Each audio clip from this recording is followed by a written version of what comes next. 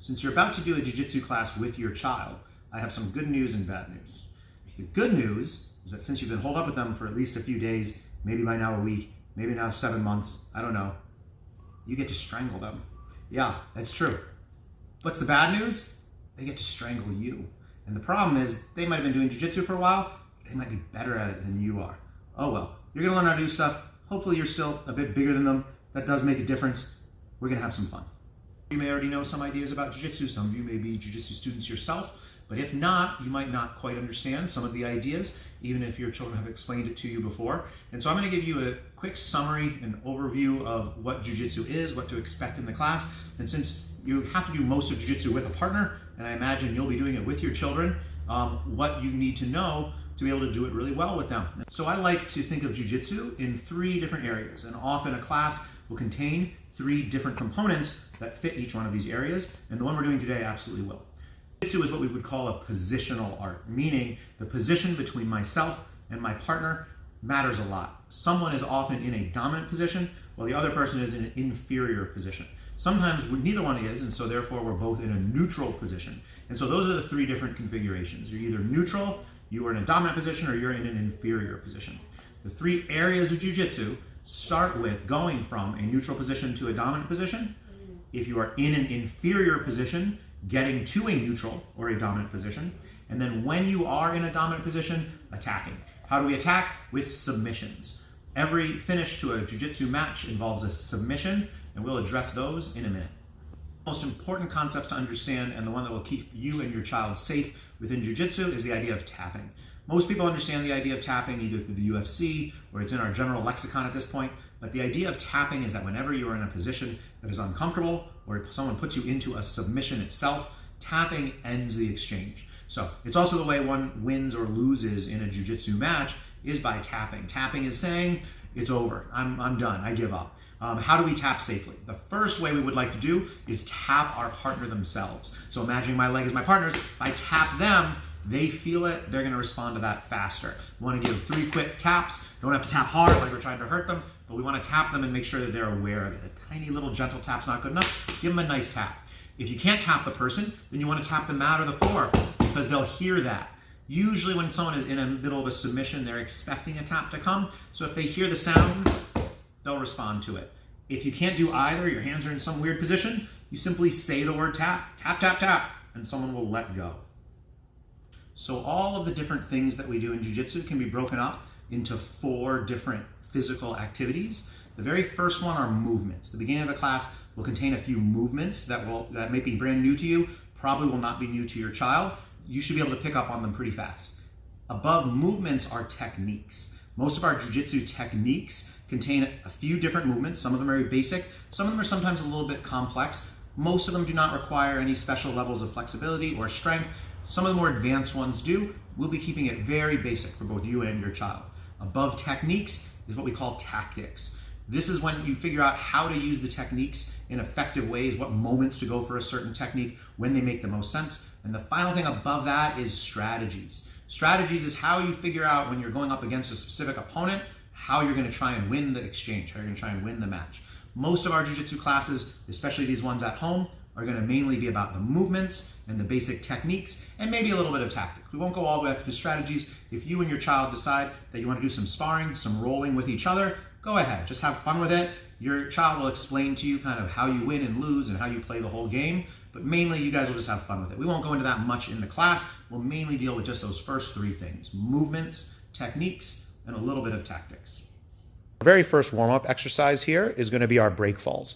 The idea is to fall straight back towards the mat, not allowing your head to hit the ground. Your hands will hit when your head would have, breaking or stopping your fall. The goal of this exercise is just to start warming our body up and to give ourselves that first impact of jiu-jitsu.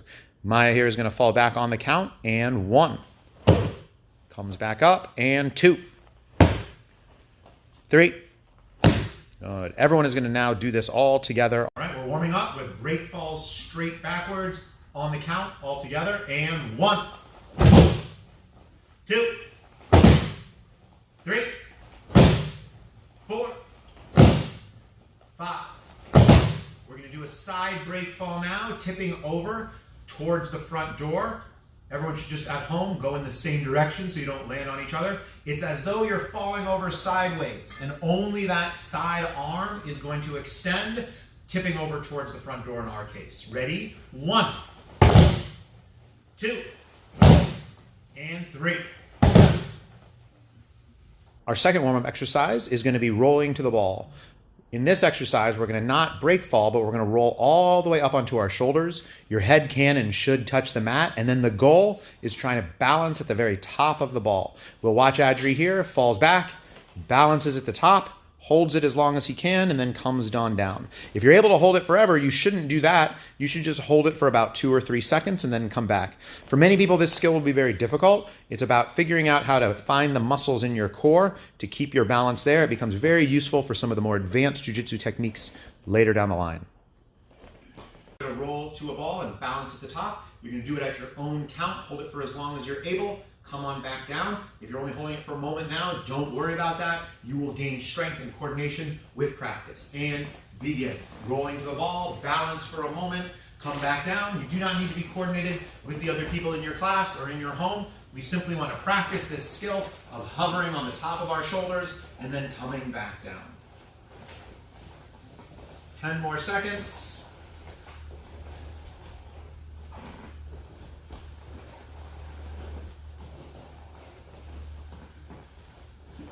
And down. Our next warm-up exercise will be what we call triangles. This is putting our legs into a certain position that we'll use for many of our jiu-jitsu techniques. So here we'll watch Lou come on up, and she'll be locking her knee over the opposite ankle. You're going to alternate legs back and forth on each one, locking the knee over the ankle. If you can balance at the top, feel free. Otherwise, lock and then come on back down. And we're trying to build coordination with our legs and practicing this motion that you'll see in many jiu-jitsu techniques. We're going to go to triangles together, alternating left and right. Again, not on a count, doing it on your own. Try to be smooth and bring your legs as high towards the ceiling as you can on each exercise. And begin. Triangling left and right, locking our knee over our ankle. Try your best if you can to lock your knee joint over your ankle joint, opposed to having your knee locked over the top of your foot. If we can lock over the ankle joint, you'll find it's way more secure, much harder to break apart. When you lock over the foot, you run the risk that the reason you let go is that your foot starts getting hyperextended and there's too much pressure on the ankle. When you lock joint to joint, this doesn't happen. 3, 2, 1, and down. Next exercise is going to be bridges. This is a very useful jiu-jitsu motion, but it's also a nice way to stretch out and open up our core and our back before we actually start training. The bridge motion, as Christian is going to demonstrate here, is pushing out of your feet, reaching up over your head and bringing your waist to the ceiling on each one. If you guys are wearing a uniform or a belt, the goal is to think of the knot of your belt going towards the ceiling. Christian right now is doing it slow and smooth as a stretch and an opener. He can also start picking up the speed and making it more ballistic to heat us up and get us ready for the rest of class. Our next warm-up is going to be bridges. And so everyone lay flat on your back. Bring your feet in close to your backside. Feet flat on the floor. All right. Elbows inside, hands close to the center of your chest. And on each motion, you're going to bring your hips up and off of the ground, pushing out of your feet. And you're going to reach over your head, alternating left and right. Everyone begin. You do not have to go at the same speed as the person across from you or other people in the group. The goal is to reach and open up your core and open up your back. You can do it either slowly to feel like it's a stretch, or you can do it ballistically if you'd like to warm up or really get yourself going into the motion. Bridging is both a useful jiu-jitsu technique and also a great way to warm up. Keep going, keep going. You want to end up on your shoulder and both of your feet only, your entire back, your entire legs, your entire backside off of the mat. And 3, 2, 1, and down. Very good. Our next basic warm-up exercise is called our leg pommels. The idea here is that Maya is going to start spinning her feet in the air. Your knees are as wide as you're able. Your feet are drawing as big circles as possible. Your elbows are in close to your side. Your hands are up in front of your chest. And our goal here is a few things. This is a useful motion, again, in jiu-jitsu techniques themselves. It also is a great way to warm up our legs and our hips and our core. If you can keep your shoulders and your head off of the mat, this may become a really difficult ab workout, but there's nothing wrong with that. And again, our next exercise is going to be our leg pommeling. So everybody go back onto your back. And now head and shoulders off the ground, feet off the ground, and start making circles with our feet. So we're trying to make our knees as wide as possible. We're trying to have our feet pass in front of each other, elbows in, hands available, head and shoulders off of the ground. And now everyone change directions. If you're going to the inside, you're now going to the outside. If you're going to the outside, you're now going to the inside. If you're starting to feel this as a workout for your core, good. We all need that. 3, 2, 1, and down. We're now going to warm up our hands and wrists and forearms. And the way we're going to do it is by going through a variety of grips that we use in jiu-jitsu. We're going to start off slow, and then we'll go a little faster. Everybody put your hands into this S grip or 10-fingered grip position that you see Christian in right now. Good. Next thing we'll switch to is our palm to palm, or called a gable grip. If you notice, none of Christian's thumbs are extended out around the opposite hand, meaning it's as though your thumb is attached to the other 4 fingers, which means that one of your thumbs should be inside the other palm. This is a little complicated for people at the very beginning. It doesn't feel as natural, but is a way stronger grip. From here, Christian is going to switch over to what we call a watch grip. Imagine you're wearing a watch, and he's covering the watch with, again, all 5 fingers. Notice how the thumb is not wrapped around his wrist on the other side. It's not opposing his fingers. It is instead on the same side as his 4 fingers. A very similar grip to the watch grip is sliding his hand down to the edge of the fist. The fingers curl into the inside of the other fist, but again, the thumb is not wrapped around the wrist. It is right here. From here, we're going to slide our hands into what's called a tombstone or a double elbow grip. We're gripping each arm with the other hand. And our final grip right here, one of the hands will come up towards the head into what we call our figure 4 or our rear naked choke grip. You'll notice that one of the hands is on the inside of the elbow or bicep of the other hand, and the second hand is behind the back of our own head. So now we're going to reverse back through them. His hand's going to come back to the elbows. From the elbows, we're going to go back to the fist grip. From the fist grip, we're going to go back to the watch grip. From the watch grip, we're going to go back to our palm to palm or gable grip, and then finally back to the S grip. Christian's now going to flip his hands to the other side. One may feel like comfortable and the other one might not feel as much, but we'd like to have both. So now we have the S grip on the other side. We're going to go a little faster. We're going to go palm to palm. We're going to go with the other watch. So imagine your watch is on your other hand. We're going to the other same fist.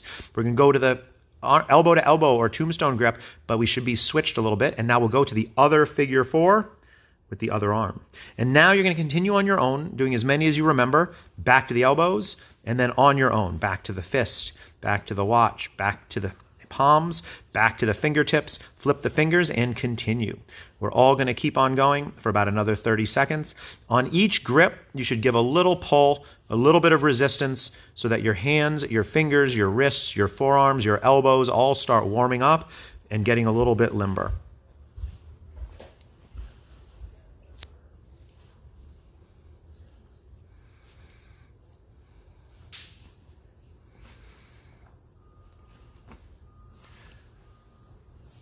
And stop. We're going to continue our warm-up with now our first jiu-jitsu technique. This is called a Kimura grip, and it's a 2 hands on 1 arm controlling grip.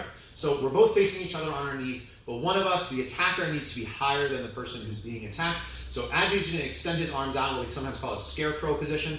I am going to posture up high on my knees. So you'll see Adri's sitting low, I'm sitting high, my head is above, which means that I'm going to be the one who's attacking. If Adri were to try to attack me from here, it would be uncomfortable and uncoordinated. I'm going to attack from here. So the same side, it's going to be my right hand and Adri's left hand, but it's on the same side because we're facing each other. I'm going to grip the wrist. You can go either with what we call a thumbed grip or a thumbless grip, whichever one you prefer.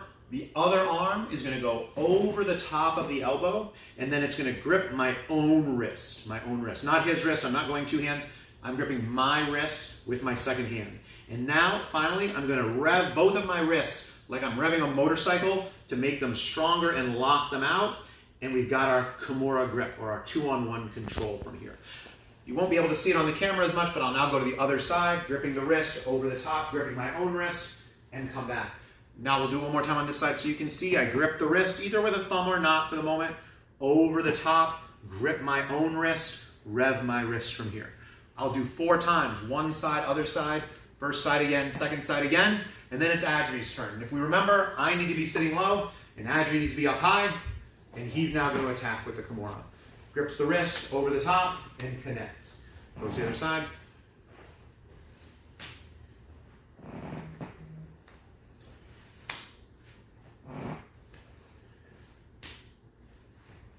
And now it'll be my turn. Before we begin a drill here, a point on drilling in Brazilian Jiu-Jitsu.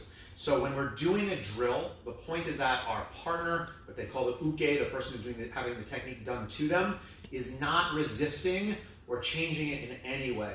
There's a temptation after a few reps that the uke, the person having the technique done to them, tries to add resistance, tries to fight back, says, oh, what if I do this, what if I do that? That's not your job. In drilling, the uke's job is to simply be a non-resisting, but also somewhat strong partner. So you don't want your body to be entirely loose and relaxed, which is unrealistic, but you definitely don't want to come up with any way of resisting the exercise. So we'll now continue with the Kimuras, 4 for 4, back and forth with each other's partners here. You and your partner should look similar to this, back and forth. They may be going at different speeds, they may be going at different strengths, but you can do it however you would like it. And begin.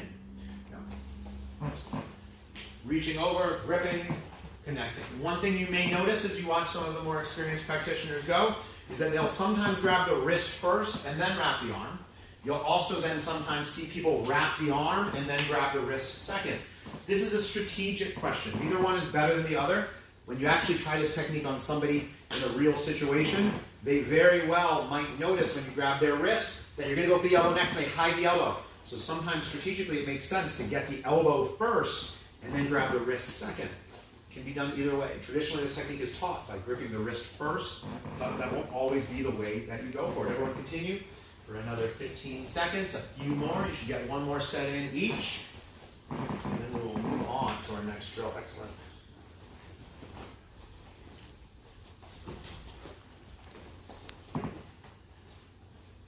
And time. Very good. So our first technique that we're going to work on here will be an escape. So there are a few bad positions that you can be in. And when you're in a bad position, you should not be trying to submit. You should not be trying to go for fancy techniques. You should be trying to escape, to get back to a neutral position or your own dominant position. One of the main negative positions or inferior positions we can be in is called the mount. It's when our partner or our opponent is sitting across our waist and our goal is to escape it. So Maya is going to lay back on her back. One of you should do the same, and the other person is going to climb on top. Your knees are going to be on the mat. You're going to be sitting right across their waistline or their belt. And if you notice here that Lou's hands are on the mat as well, her knees are a bit wide. Again, this is a drill. So Lou is not trying to beat Maya at this. She's not trying to hold her there. She's just trying to create this nice structure for Maya to work around to practice what we call here our knee-elbow escape. It's called our knee-elbow escape because we're going to use our elbow against our partner's knee. And the first step to doing this is that Maya is going to turn onto her side facing one of the legs. She's going to bring her left elbow on the inside of the knee and her other arm across the waistline, creating what we call a frame with her two arms. If we turn our attention now to their legs, Maya's goal is to capture Lou's leg ultimately between both of hers. She's going to start by attacking a small part of Lou's body, which is going to be her ankle. She's going to do it by straightening her left leg, bringing her right foot over the top, hooking the ankle, and capturing it between both of her legs. So if we look right now, Maya has Lou's ankle and ankle only stuck between her legs. We're halfway there. Next thing we're going to do is try and capture the knee. Maya's going to use her left elbow to push the knee further and further in. And as she does that, she brings her legs higher and captures them around Lou's upper leg. And you'll notice at the very end, Maya crossed her ankles to finish what we would call the half guard. A guard is any time you have your legs between you and your partner, and so you can use all of your limbs. This is called a half guard because we've got one of the legs captured. It's a good position all by itself. It's also a good position to start using to go to a butterfly half guard, to go to a full guard, to go to all types of other positions from here. It's also a strong position all by itself. So now, to continue the drill, Maya's going to let go of the half guard, pull the legs out. Lou is going to start falling herself back to the other side. And now Maya is going to take the mount on top of her in the same way. And we're going to see the same technique. In this last one, we're going to continue a little bit the same speed as we did the last one. Lou's going to put her elbow inside of the knee line. She's going to turn onto her side, slow down for me. She's going to reach over with the top leg, hooking the ankle. Let's pause here. Notice again, Lou now has Maya's ankle trapped between her legs. And the last step will be to push Maya's knee between as well. And once again, Lou has now achieved the half guard, which is a much better position. We've escaped the mount position.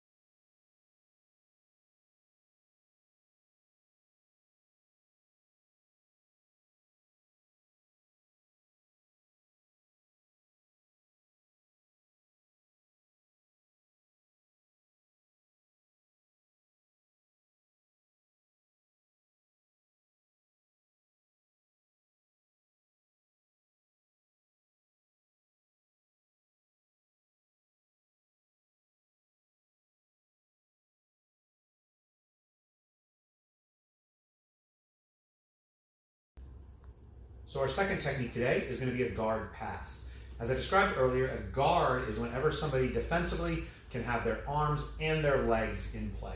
So right now Christian is in a very common guard called the butterfly guard. It's called this because of the similarity to a butterfly stretch that Christian is right now. If Adri were to try and attack and get to the mount or to the back or anything else, Christian would be able to defend it with both his arms and his legs.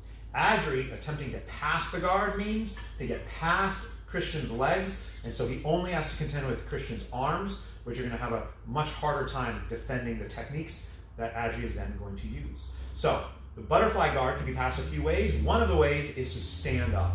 At any given moment, for safety purposes, one person could be standing and the other person sitting, that's fine. When both people stand, it becomes a wrestling match, and certainly at home, even in the dojo, that's where injuries get higher, the falls are bigger, so we want to avoid that. So at any given moment here, we have one person sitting and one person standing. Adri's going to start attacking the guard. He's going to take his right foot and step it to the center. You can do this with your left foot, but most people like to use their right foot for this. He's going to get a bit lower. His hands are now going to come into play. His right hand is going to grip behind Christian's head to keep him where he is. The left hand is going to go to the knee. And now everyone watch the right knee as it slides through. This is why it's called the knee slice pass to the mat. Once his knee hits the mat, it's now going to become a pivot point. Turn your attention to the left leg. It is going to take a big step forward, cutting the corner as Adri continues forward. Noticing Christian's legs are out of the equation. The final thing that Adri does to seal up the position is connect his hands on the other side of Christian's head and arm. This is taking us into side control, which is another one of our dominant positions where Adri can begin attacking.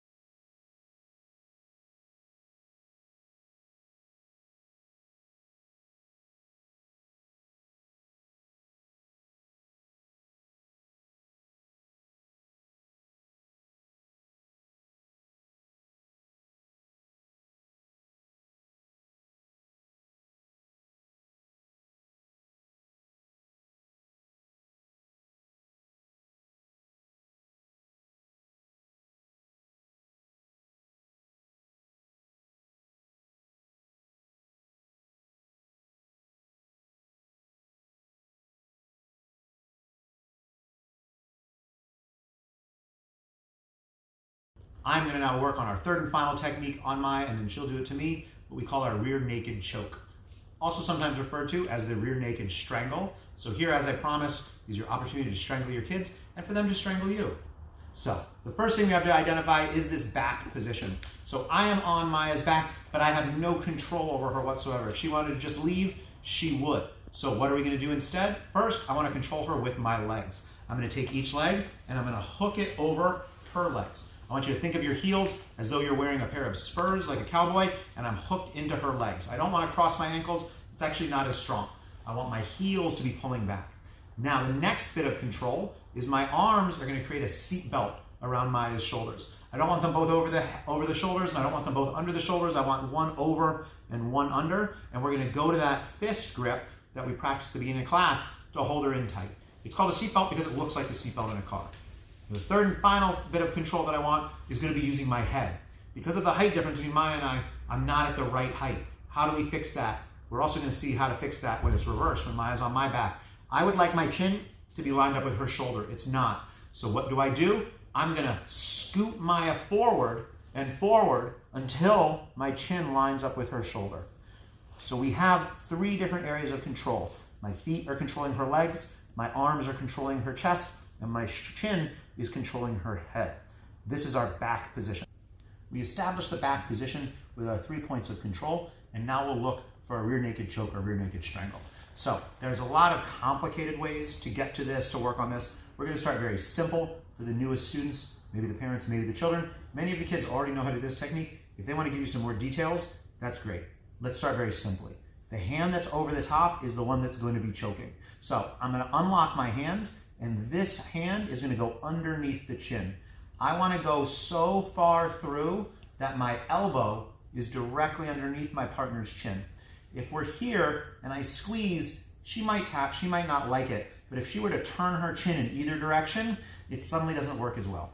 If I get all the way under the chin, she has a lot of trouble turning it, and even if she does, it won't matter. So I'm all the way under with my elbow underneath her chin, and now my second hand's going to come into play.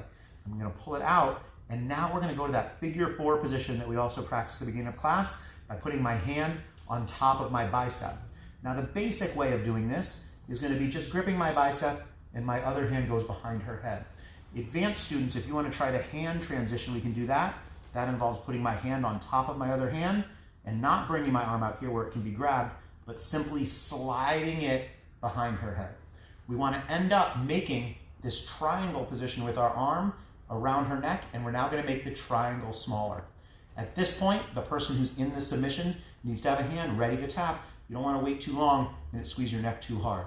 I'm going to finish this not by pulling, notice nothing happens when I pull back, but by squeezing. Think like an anaconda snake squeezing around Maya's neck. The moment she taps, I simply open my hands and let go, and she's fine. One of the beautiful things about tapping is that the position, the submission might feel incredibly uncomfortable, but there's always a nice bit of time between when it feels uncomfortable and when we might get injured. And if the person taps and the other person lets go, within that period, everyone's fine, everyone's safe, no one is worse for the wear.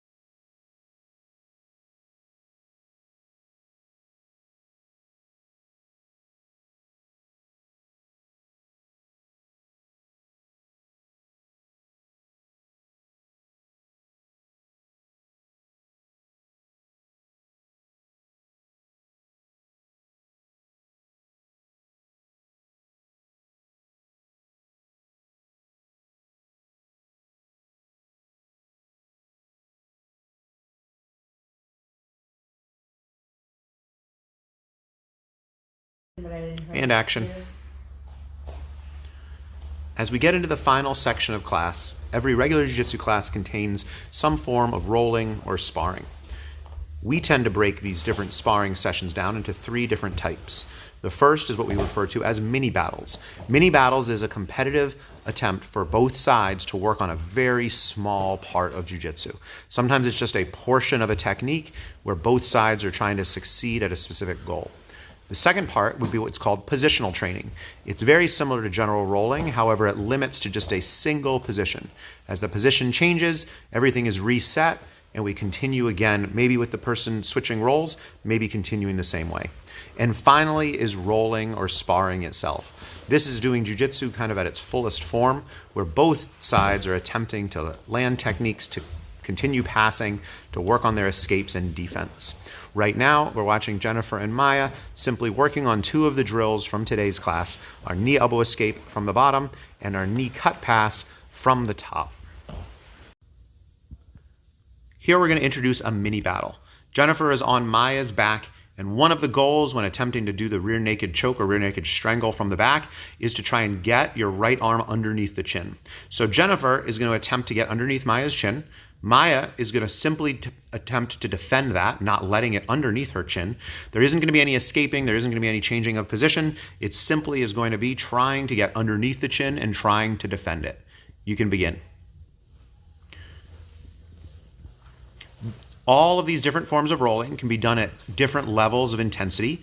Right now, they're starting off slow, just exploring the different positions, the different grips from here, trying to get their hands in and out. Maya's defending across, figuring it out as we go. When and if there's any success, you can either have the same person stay on the back for a certain amount of time, or you can switch positions and the other person can go.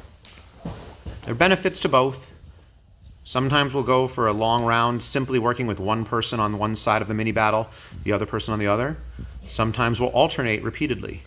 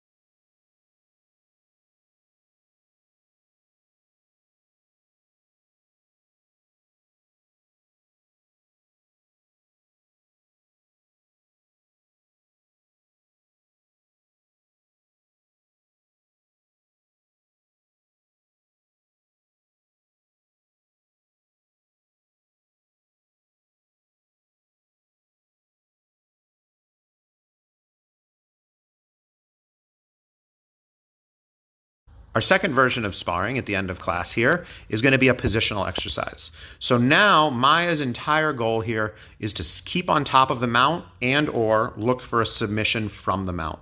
Jennifer's entire goal here is to try and escape from the mount, and that's all.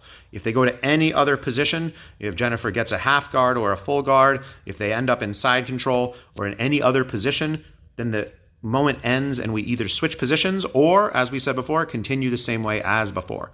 Maya is allowed to go for submissions from this position. However, Jennifer should not be looking for submissions. She should only be looking to escape and get to a better position. Begin. Just like with the mini battling, this can be done with varying levels of intensity.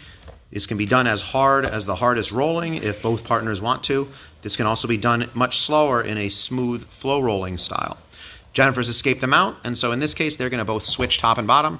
And now it's Maya's goal to only escape the mount. Jennifer's goal is to keep her there or look for a submission. When you have a partner that is more experienced, it's often a good idea to start with very little resistance to your less experienced partner, and as they succeed, start adding more and more. You want them to have a sense of what they should be trying to do to succeed, and then make it harder and more difficult in an understandable way.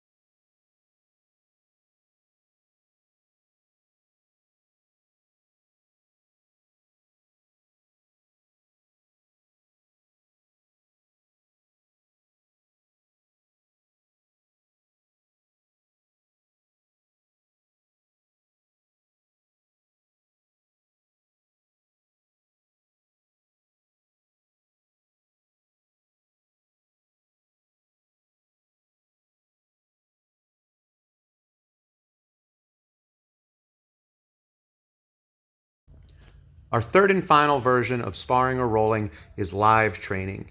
In this, both people are attempting to do the full range of their jiu-jitsu with guard passing, defending, escaping, and submitting. They're going to begin right now. Jennifer standing up to pass the guard, Maya defending it, and it will continue from there.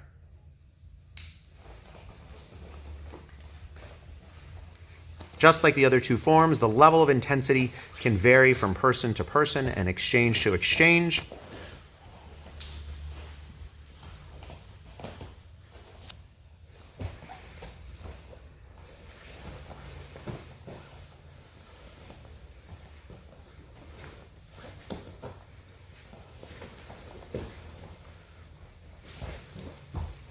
You'll see both of the people entering some of the techniques that we practiced even today in class, but you'll also see them doing many different ones that we haven't done today.